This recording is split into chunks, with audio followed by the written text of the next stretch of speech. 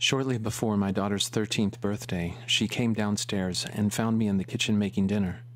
She had a horrified look on her face as she handed me her journal that had been bookmarked to a particular page. She slid it on the counter over towards me, burst into tears, and almost collapsed on the floor.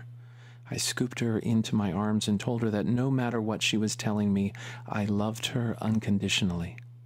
She said she couldn't stand there and watch while I read. She ran to her bedroom and closed the door. Trembling a little bit, I opened her journal and began to read. She wrote of horrified feelings and a total lack of self-worth because she had a problem with touching herself.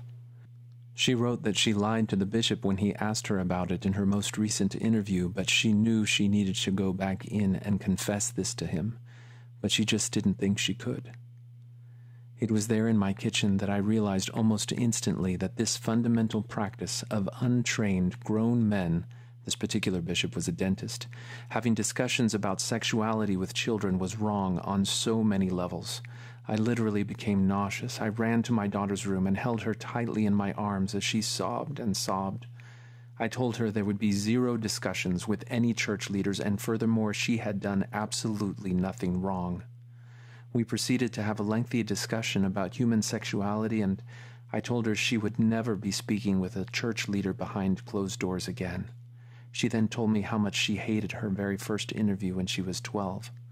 At that time, the bishop asked her if she kept the law of chastity. She wasn't familiar with that term, so she asked what it was and proceeded to get a lengthy explanation that made her incredibly uncomfortable. I struggled for weeks. As a parent, how could I ever thought this was okay? Even if the church never changes its policies, my children will never be behind closed doors with the bishop again. Period. I hope and pray other parents take matters into their own hands as well.